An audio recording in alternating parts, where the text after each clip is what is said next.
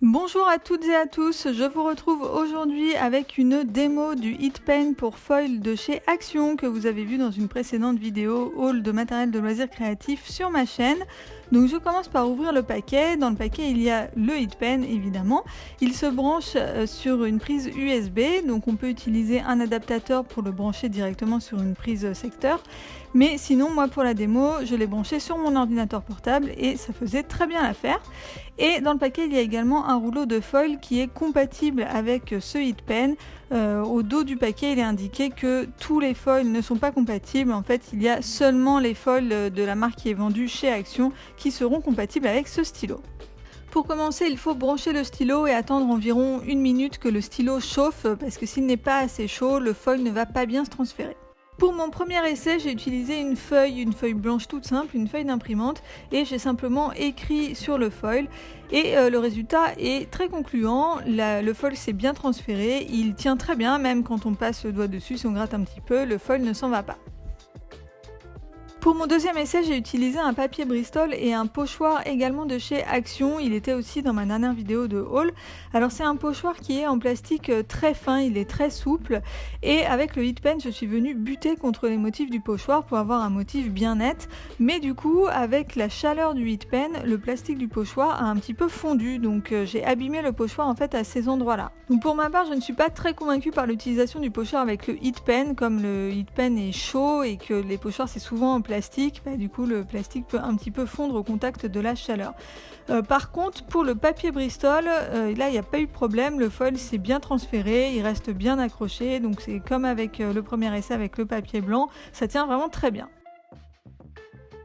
Pour mon troisième essai, j'ai voulu essayer de transférer du foil sur du bois, donc j'ai pris un embellissement bois que j'avais dans mes placards et comme il est assez fin, je me suis dit que j'allais essayer de le recouvrir de foil, donc il suffisait juste que je passe le HitPen sur l'embellissement en bois. Mais je trouve que le résultat est moins bien qu'avec le papier, en fait le résultat n'est pas du tout uniforme, on voit trop les traits du HitPen, les coups de stylo en fait si vous voulez. Alors après ça peut donner un petit effet, ça donne un effet un petit peu comme martelé, mais moi c'est pas le résultat que j'avais en tête au départ et du coup pour les embellissements bois je me dis que ce serait peut-être plus sympa d'avoir des petits détails, enfin juste de faire des petits détails sur l'embellissement et pas vraiment de recouvrir en entier de foil. Pour le quatrième essai, j'ai utilisé du simili-cuir, donc c'est également une plaque de simili-cuir qui vient de Action. Alors par contre j'ai pris une plaque qui n'a pas de paillettes puisque dans le set que j'ai, il y a plusieurs plaques de simili-cuir qui sont pailletées et je suis pas sûre que le foil ça tienne très bien sur les paillettes et bon en plus de ça, je pense que paillettes plus foil ça risque de faire quand même un petit peu trop. Donc j'ai repris le pochoir chevron et j'ai fait donc un chevron sur le simili-cuir.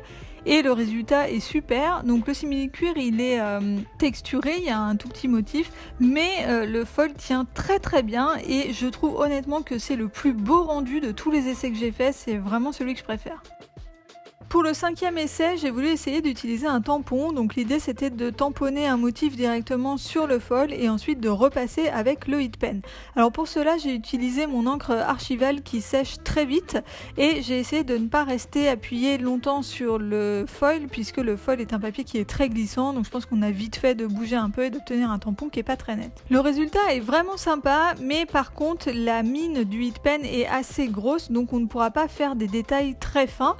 Par contre là vous voyez avec le fanion que j'ai fait, le résultat est plutôt sympa. Ah et j'ai oublié de vous préciser que pour cet essai j'ai utilisé une chute de papier de mon bullet journal, donc c'est du papier Archer & Olive et ça tient très bien.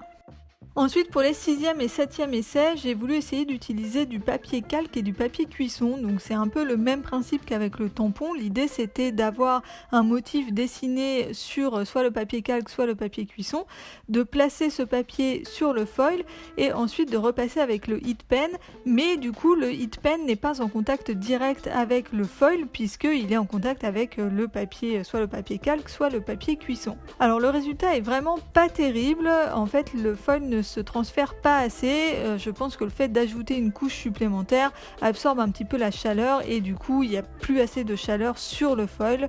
Donc pour le premier essai avec le papier calque, j'ai juste fait le contour de mon M, donc là ça allait encore à peu près. Par contre pour l'essai avec le papier cuisson, j'ai voulu remplir ma forme et là ça n'allait plus du tout. Le résultat est vraiment pas terrible, donc voilà, du coup ces deux essais ne sont pas très concluants. Voilà pour cette démo du Hit Pen pour foil de chez Action. Donc ce Hit Pen n'est pas utilisé pendant hyper longtemps parce qu'au bout d'un moment le bout chauffe et ça chauffe les doigts et en fait ça devient assez pénible, c'est pas très agréable.